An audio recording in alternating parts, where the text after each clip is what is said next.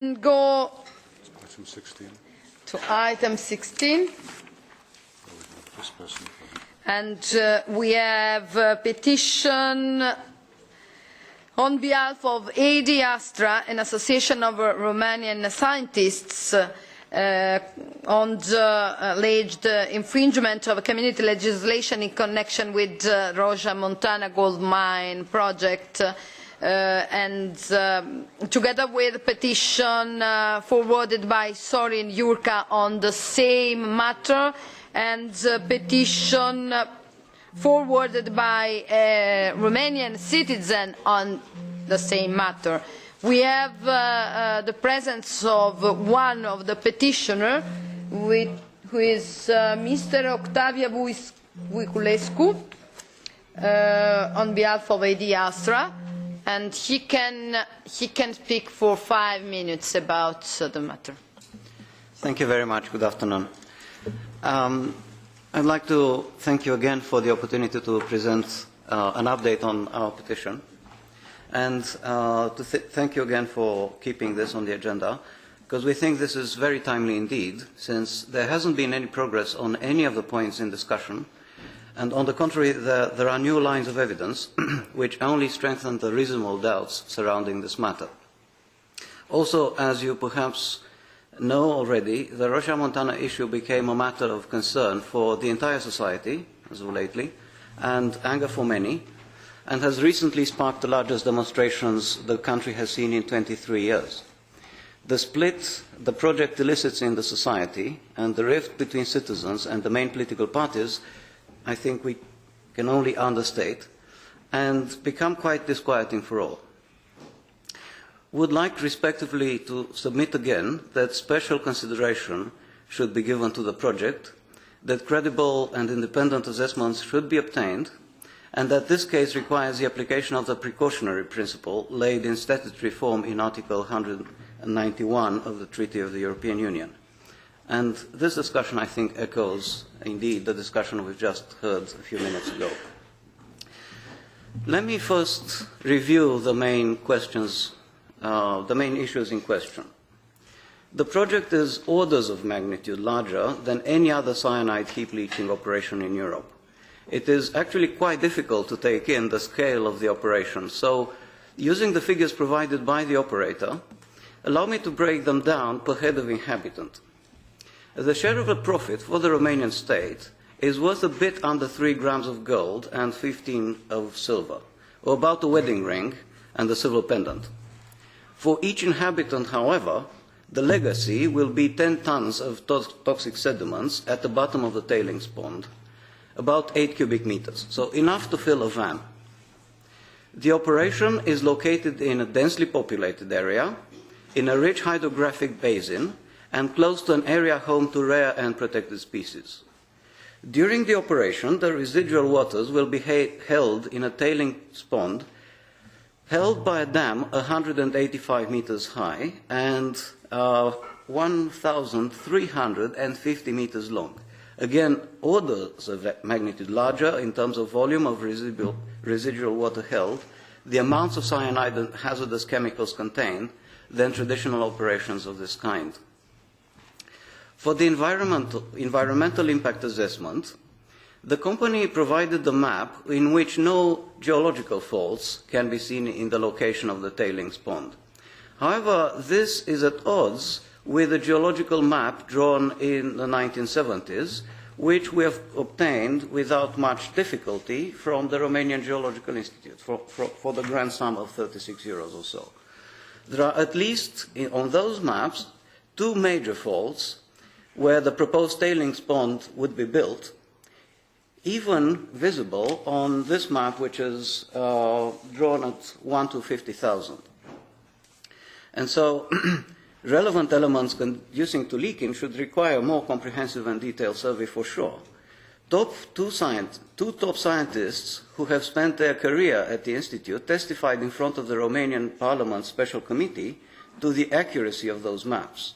I actually brought with me copies of the maps in question, both provided by the Geological Institute and by the operator for your inspection.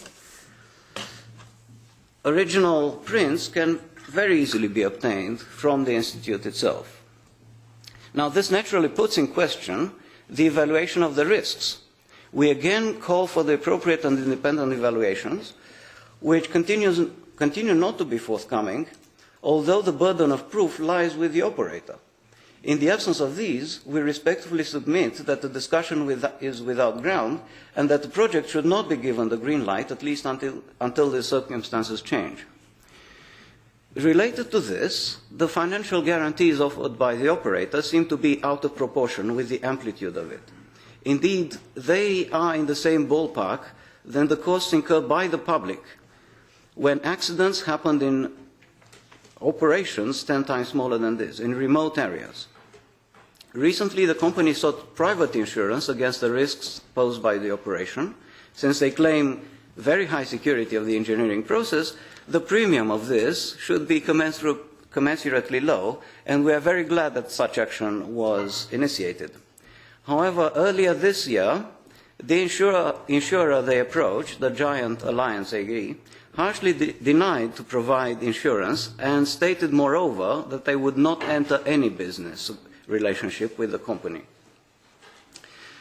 Moreover, we find a complete lack of clarity in the description of the post-operational measures and in the costs calculated for them.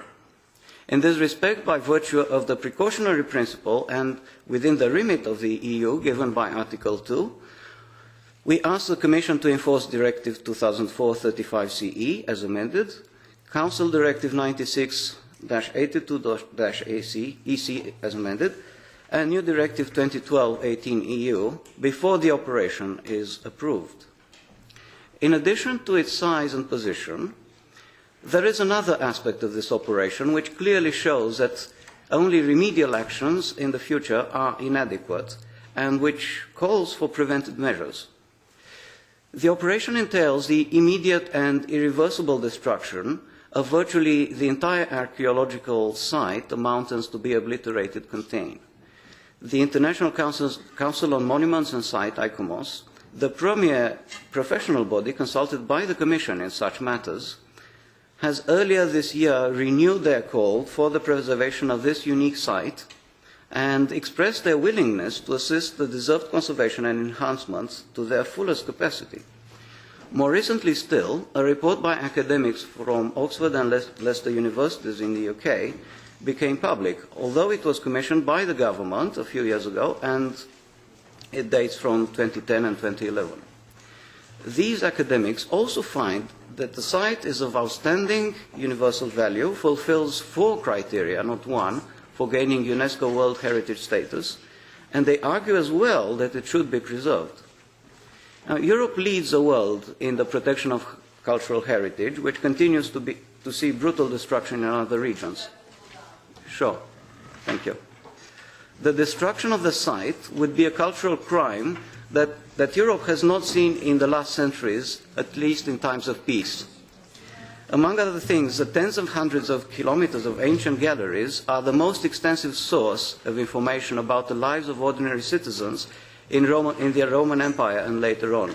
Unlike us, though, whose actions or inactions are indelibly recorded, our ancestors' records are not preserved without the care we all owe in our respective positions and roles. Thank you very much for your attention.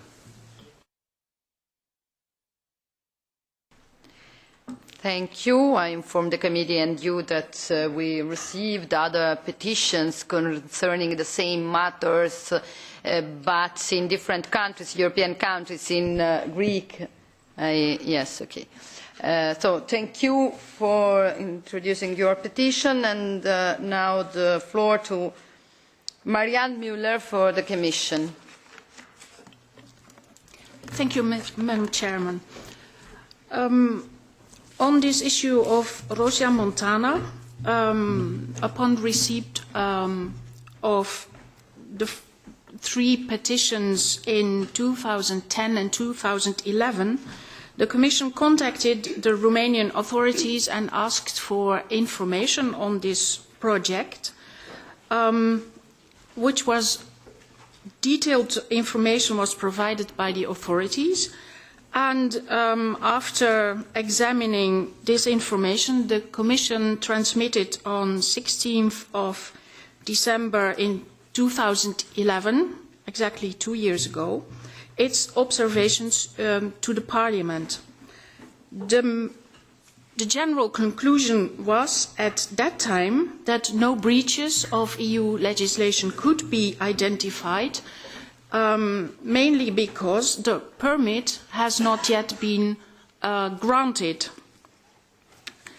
Then it was calm for a while, until August of this year, when the Romanian government adopted a draft law relating to the project that could have an influence on the permitting process and also had or could have an impact on river diversion. The Commission then received a lot of letters from citizens, NGOs, and opened an EU pilot asking the Romanian authorities again for, first of all, receiving the draft law and an agreement that would be an annex to the draft law, an agreement with the Rosia Montana Gold Corporation. That was opened on 13th of September. On the 26th of November, the Commission asked for additional information, especially relating to the river diversion aspects of the draft law. The Romanian authorities have not yet replied. The Commission expects a reply any day now. However, last week, Tuesday, this draft law that still had to be approved by Parliament was rejected. So the Commission is closely following the authorization process of the mining project in Rosia Montana. The Commission's concern, of course, is that all EU legislation is properly applied, and especially regarding mining activities, no activity can be undertaken unless there is a permit and unless all EU legislation, notably Environmental Impact Assessment Directive, the Mining Waste Directive, are properly applied. But at this stage, like 2 years ago, the conclusion of the Commission is that we cannot, right now, identify a breach of EU legislation at this point, as there is still no permit, and the internal or the process on national level is still ongoing.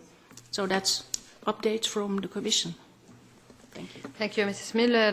Mr. Bossinaro to open the debate. Grazie, Signora Presidente. Please allow me to speak in Romanian and to say hello to those who are watching on us right now. Vreau să vă spun dumneavoastră și multor zeci de mii de români care privesc această dezbatere cu mare interes, unu, că nu mi-am schimbat niciuna dintre opiniile mele referitoare la acest proiect, nici exprimate în plenul Comisiei de Petiții, nici în scris. Rămân un opozant al acestui proiect, numărul 1.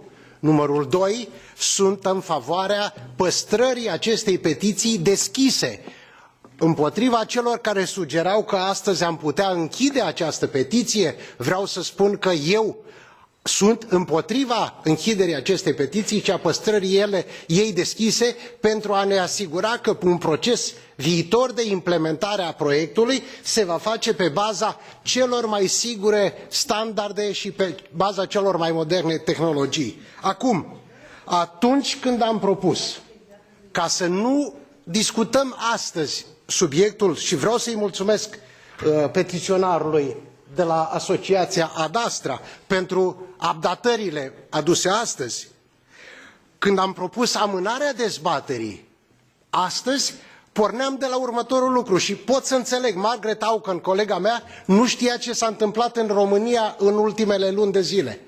Într-adevăr, pe baza proiectului guvernului s-a constituit o comisie specială în Parlament care a concluzionat respingerea proiectului.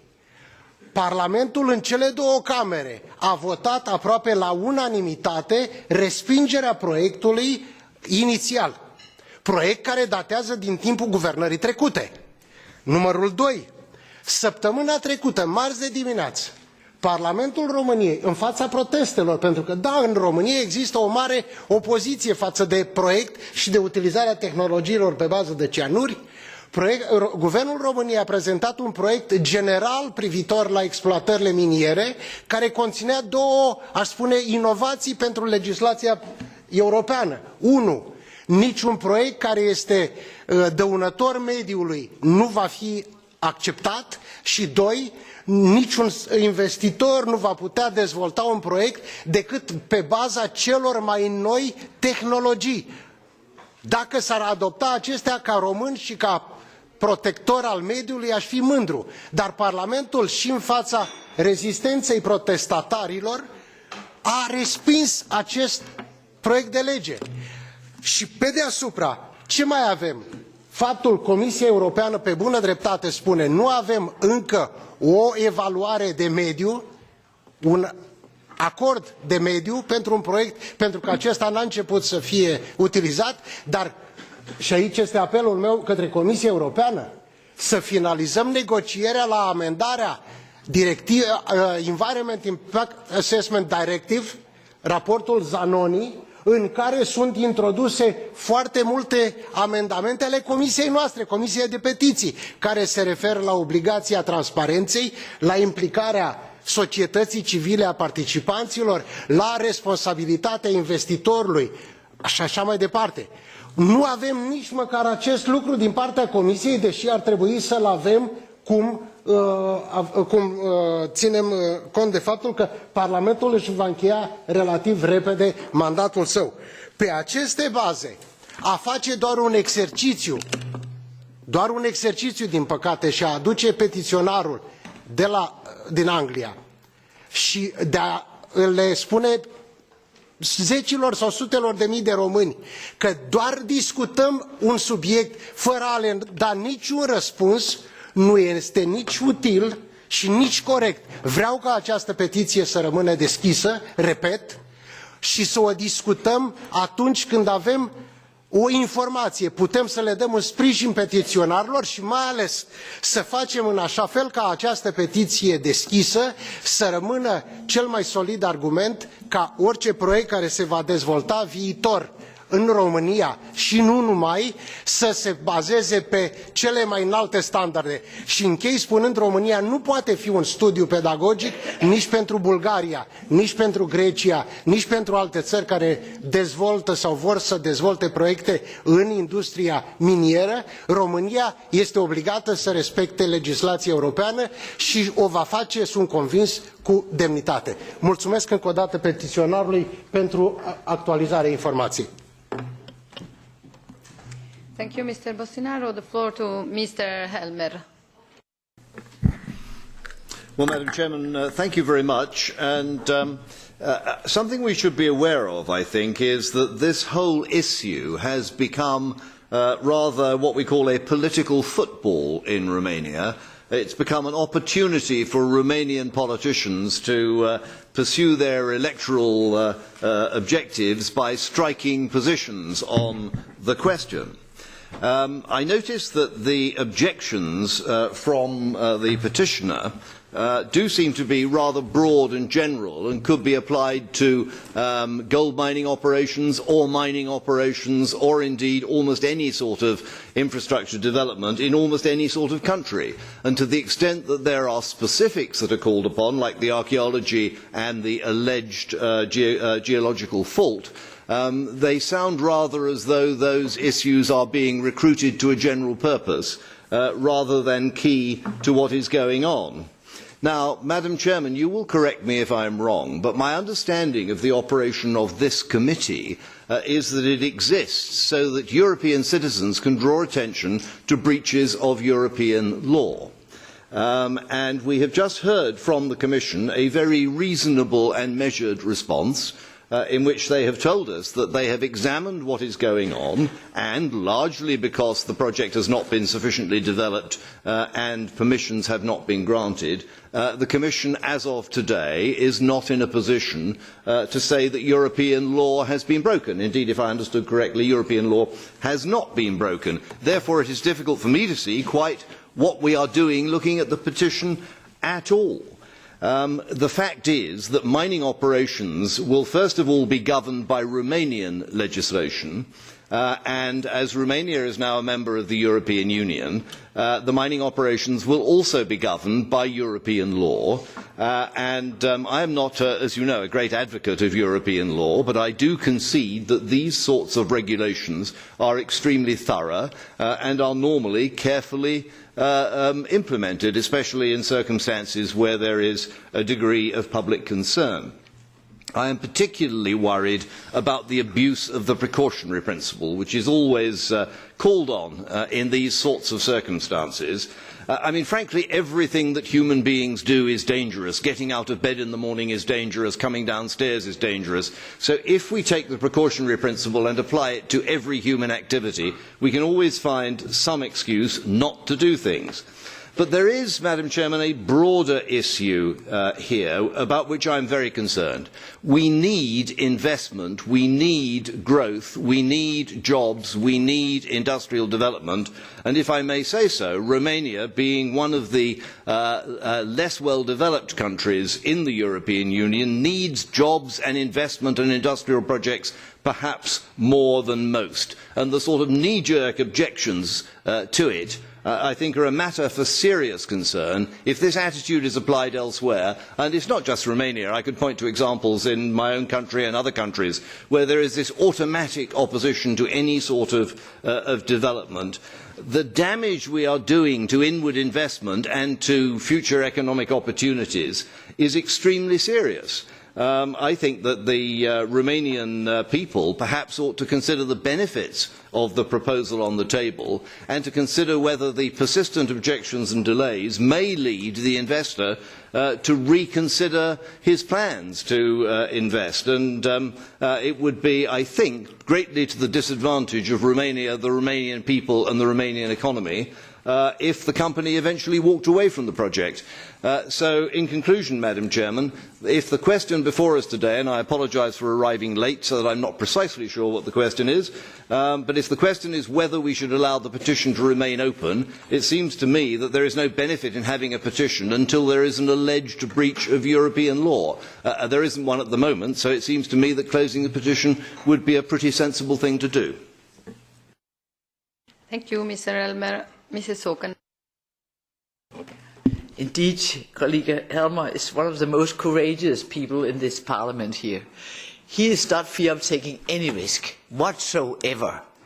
Really, I think most of us, grandparents with some cautious future and not loving cyanides, not thinking that it's the best way of dealing with nature, putting cyanides.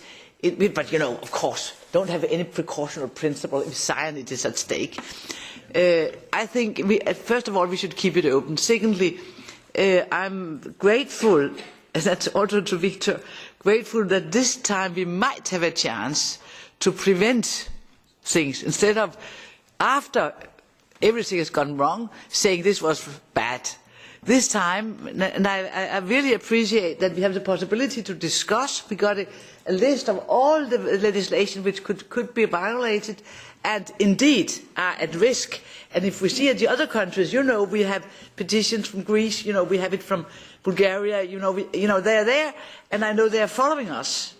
And I think, are we really trying to take all these concerns into consideration before it goes wrong? And I think that would be absolutely good. And of course, if the rejection in the Romanian Parliament is because of concerns for this year, and we won't get it in new legislation. Of course, that's my fear, and you can absolutely tell me, and I'll be very happy if you can say for sure there will be none of these things in the new legislation. But you know, as much as I do, that it happens again and again and again, and we see it come up again with a new phase. And I think gold mining and pit mining, especially gold mining, is very, very difficult to make without all these breaches, especially if you are in dense areas and so on, and with vulnerable nature. So, first of all, thanks to the Commission for a good answer. Thanks to the Romanian Parliament for taking due precautions into this year, if it's what's happening. And I think we should be grateful that we have the possibility to follow before what's going on. And then I also will ask citizens in Romania and in the other countries to continue their survey and to continue to inform us of what is going on, because I don't think gold is the most necessary we need here. I can really imagine other projects much more in awareness of what's going on in the future, nature and so on, and probably creating more jobs than this gold mining. And it could be interesting, it's not our job to look into who are the guys who are going to do this here, and who are the guys in the other countries, and what do the money go after this year, and what kind of job. Because I think we will face quite a nasty story if I compare to what I've heard, not especially from Romania. So please let us keep it open, and I think that I could hear the Commission will follow it as close as we have heard it now, and will do its best to make sure that we have a proper EEA, so we can make sure that it's done properly. And then thank you again for having it, and of course we should keep it open. Thank you, Mrs. Soken. Mr. Angourakis. Ευχαριστώ κύριε Πρόεδρε. Θα προσπαθήσω να μιλήσω ρουμάνικα και εγώ για να με ακούσουν και εμένα απευθείας οι αγωνιστές στη Ρουμανία. Doamnă președinte, și eu o să vorbesc pe românește. Am trăit câțiva ani în România, așa încât pot să înțeleg ce se întâmplă acolo. În primul rând, v-aș ruga și eu ca petiția să rămână deschisă. Vreau să rămână petiția deschisă pentru că, în primul rând, cred că mișcarea asta de protest din România a avut așa o mare rezonanță pentru că cei care au protestat aveau dreptate. Altfel nu pot explica de ce să aibă așa o rezonanță mare. Al doilea element este ceva care a fost deja despre care am vorbit. Știți, din păcate întotdeauna părerea Comisiei vine un pic cam târziu. Am auzit și aici că până acum n-am avut o opinie a Comisiei pentru că n-am avut o decizie finală asupra proiectului despre care vorbim. De obicei, când deciziile finale sunt luate, e foarte greu ca deciziile acestea să fie luate, să fie anulate, să spun așa. Al treilea element important este decizia Parlamentului Român. Cred că erau multe elemente științifice și tehnice valabile care au condus Parlamentul Român să ia decizia respectivă. Mai există însă și argumentul care vreau să-l leg cu ceea ce se întâmplă în Grecia. Și în Grecia avem o situație asemănătoare și acolo există reacții foarte mari pentru că nu există nicio garanție că ceea ce ne este frică că o să se întâmple, nu o să se întâmple, nu există nicio garanție și din cauza aceasta și reacțiile populației sunt așa de dure, așa de consecvente. Și îmi pare foarte rău că am auzit aici, în sala noastră, o părere care spune că crearea unui peisaj lunatec, că așa o să fie rezultatul după extracția aurului din România, o să ajute dezvoltării industriale a României. Asta este asta este o perspectivă neocolonială, aș spune, și, bineînțeles, nu este ceea ce au nevoie nici România, nici Grecia, nici alte țări care, într-adevăr, au nevoie de o dezvoltare industrială. În final, și eu v-aș propune să menținem petiția deschisă, pentru că sunt argumente care au de a face cu viitorul țării acestea. Nu e vorba numai de vestigiile arheologice sau chestiuni care au de a face cu peisajul natural. Au de a face și cu un prototip de dezvoltare economică. Mulțumesc. Thank you. The floor back to the petitioner for 1 minute to reply.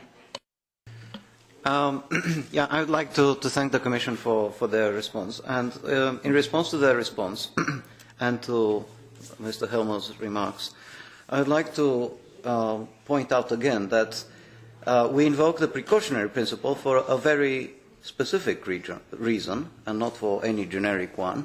And we don't ask for its application just for anything, anywhere. We know what will happen if this project receives the go-ahead. We know that the site, which thousands of archaeologists and historians deem to be of worldwide significance, will be destroyed. And they consider this to be a cultural crime, for instance. And that's one reason for us to invoke the precautionary principle. We know positively what will happen if the project is given approval. So we can't wait to see what happens afterwards. We know now what will happen. Thank you very much. Thank you to you. So the petition will clearly stay open because the majority asks to keep it open, and only to add something to the intervention of Mr. Elmer, I would like to underline that our concern is always the same. We try to do something to prevent and not only to support a European Union which is only capable to do sanctions and to intervene after the damage has occurred. So this is our task. These are the aims that we try to reach every day when we work in this committee. But we do not manage to do that, and we have the European Commission who says that it cannot intervene because at the moment there is no infringement.